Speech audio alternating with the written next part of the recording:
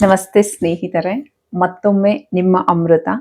ಸ್ನೇಹಿತರೆ, ಧ್ಯಾನಕ್ಕೆ ಬಂದಾಗ ನಮ್ಮೆಲ್ಲರಿಗೂ ಒಂಥರ ಸಂತೋಷ ಇರುತ್ತೆ. ಏನು ಅಂದ್ರೆ, ಏನೋ ಒಂದು ಹೊಸಾದು ಇಷ್ಟು ದಿನ ಇಲ್ಲದೆ ಇರೋದು ನಮ್ಮ ಜೀವನದಲ್ಲಿ ಇನ್ನೇನೋ ಹೊಸದಾಗಿ ಆ್ಯಡ್ ಆಗಿದೆ. ಮತ್ತೆ ಯಾರಿಗೂ ಸಿಗದೆ ಇರುವಂತಹ ಒಂದು ಪ್ರೀಶಿಯಸ್ ನನಗೆ ಸಿಕ್ಕಿದೆ ಅನ್ನುವಂತಹ ಸಂತೋಷ ತುಂಬಾನೇ ಇರುತ್ತೆ. ಆದ್ರೆ ಕ್ರಮೇಣ ಅದರಲ್ಲೂ ನಾವೇನೋ ಒಂದನ್ನ ಹುಡ್ಕೋತೀವಿ. ಯಾಕೆ ಅಂದ್ರೆ ಅದು ಮನುಷ್ಯನ ನೈಜ ಗುಣ.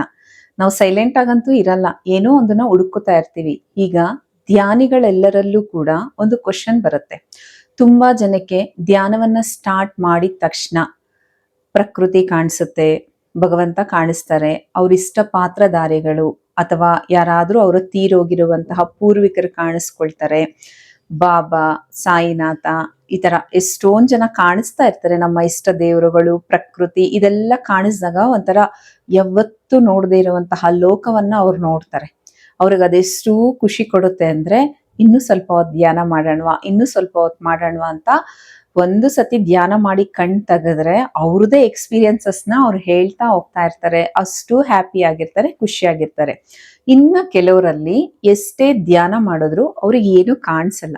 ಜಸ್ಟ್ ಉಸಿರಿನ ಮೇಲೆ ಗಮನ ಇಡ್ತಾರೆ, ಧ್ಯಾನ ಮಾಡ್ಕೋತಾರೆ, ಅವ್ರಿಗೇನು ಕಾಣಿಸಲ್ಲ. ಯಾರು ಎಕ್ಸ್ಪೀರಿಯನ್ಸ್ ನ ಹೇಳ್ತಾ ಇರ್ತಾರಲ್ವಾ, ಅವ್ರನ್ನ ನೋಡಿ ಇವರು ಡಿಸ್ಟರ್ಬ್ ಆಗ್ತಾರೆ.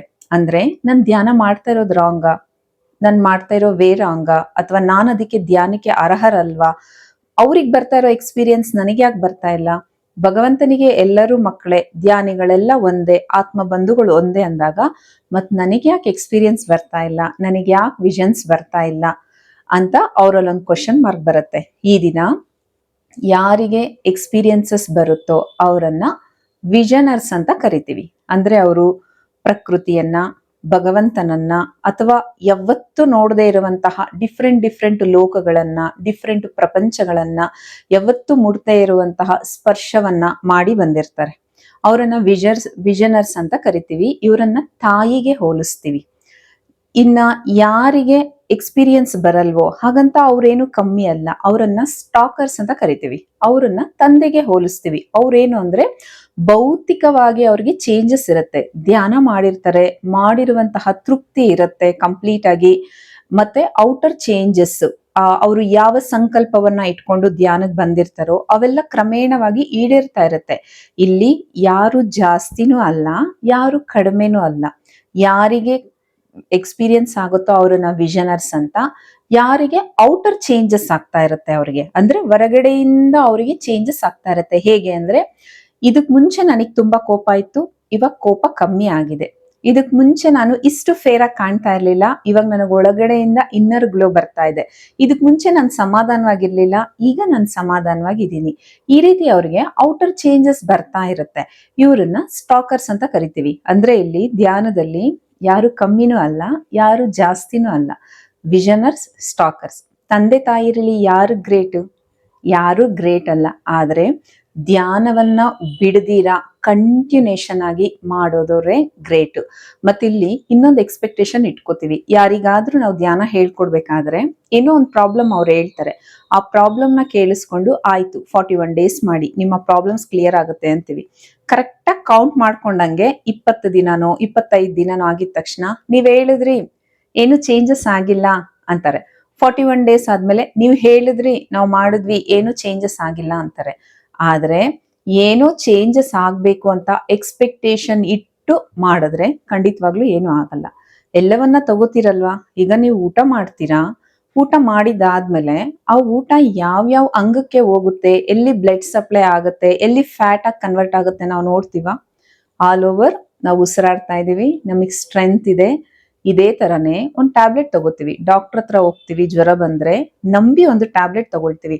ಅದನ್ನ ಚೆಕ್ ಮಾಡ್ತೀವ, ಏನೇನೆಲ್ಲ ಆಡ್ ಮಾಡಿದ್ದಾರೆ ಅಂತ ಲ್ಯಾಬಿಗೆ ಹೋಗಿ ಚೆಕ್ ಮಾಡಿ, ಇದನ್ನೆಷ್ಟು ಪ್ರಮಾಣದಲ್ಲಿ ತಗೋಬೇಕು, ಎಷ್ಟೊತ್ತಿರ್ಬೇಕು, ಯಾವಾಗ ಡೈಜೆಸ್ಟ್ ಆಗುತ್ತೆ, ಯಾವಾಗ ಎಗೈನ್ ಮತ್ತೆ ನಮ್ಗೆ ಅದು ಎನರ್ಜಿನ ಪ್ರೊಡ್ಯೂಸ್ ಮಾಡುತ್ತೆ ಅಂತ ನೋಡ್ತೀವ. ಒಂದು ನಂಬಿಕೆ. ಡಾಕ್ಟರ್ ನಮಗೆ ಇದು ತುಂಬಾ ಸ್ಟ್ರಾಂಗ್ ಟ್ಯಾಬ್ಲೆಟ್ ಅಂದ್ಬಿಟ್ಟು ಯಾವ್ದಾದ್ರೂ ಅದ್ರಲ್ಲಿ ಒಂದು ಪೆಪರ್ಮೆಂಟ್ ಇಟ್ಟು ಕೊಟ್ರು ಕೂಡ ನಾವು ತಿಂದ್ರೆ ನಮಗ್ ವಾಸಿ ಆಗುತ್ತೆ. ಯಾಕೆ ಅಂದ್ರೆ ಒಂದು ನಂಬಿಕೆ. ಅದೇ ತರನೇ ಧ್ಯಾನವನ್ನ ಫಸ್ಟ್ ತಿಂಗು ಯಾಕೆ 41 ಡೇಸ್ ಮಾಡ್ಬೇಕು ಅಂತ ಹೇಳ್ತೀವಿ ಅಂದ್ರೆ, ಕಂಪ್ಲೀಟ್ ಆಗಿ ಅದಕ್ಕೆ ನಾವು ಅಡಿಕ್ಟ್ ಆಗ್ತೀವಿ. ಇದನ್ನೇ ನಾವು ಮಂಡಲ ಅಂತ ಕರಿತೀವಿ.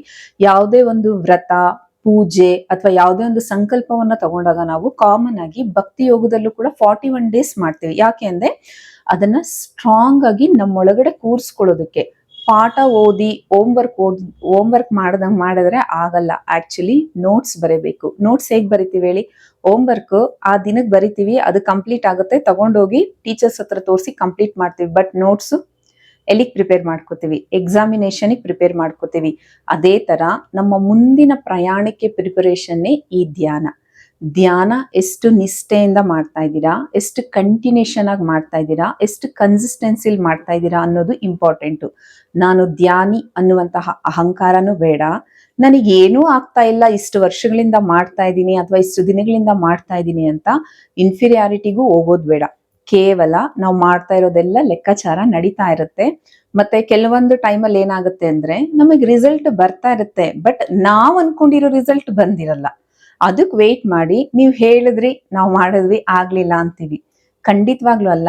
ಯಾರೆಲ್ಲ ಧ್ಯಾನ ಮಾಡ್ತಾ ಇದ್ದೀರಾ ಒಂದ್ಸತಿ ಚೆಕ್ ಮಾಡ್ಕೊಳ್ಳಿ, ಬಿಫೋರ್ ಆಫ್ಟರ್, ನಿಮಗೆ ಕ್ಲಿಯರ್ ಆಗಿ ಗೊತ್ತಾಗುತ್ತೆ. ಮಾಸ್ಟರ್ಸ್, ಈ ತರಹದ ಎಷ್ಟೋ ಒಂದು ವಿಷಯಗಳನ್ನ ನಾವು ಶೇರ್ ಮಾಡ್ಕೊಳ್ಳೋಣ. ನನ್ನ ಚಾನೆಲ್ನ ಲೈಕ್ ಮಾಡಿ, ಶೇರ್ ಮಾಡಿ, ಸಬ್ಸ್ಕ್ರೈಬ್ ಮಾಡಿ. ನನ್ನಲ್ಲಿರುವಂತಹ ಎಷ್ಟೋ ಸಣ್ಣ ಸಣ್ಣ ಜ್ಞಾನವನ್ನ ನಿಮ್ಮೆಲ್ಲರೊಂದಿಗೆ ಹಂಚ್ಕೊಳ್ತಾ ಇದ್ದೀನಿ. ನೀವು ಹೃದಯಪೂರ್ವಕವಾಗಿ ರಿಸೀವ್ ಮಾಡ್ಕೊತಾ ಇದ್ದೀರಾ. Thank you.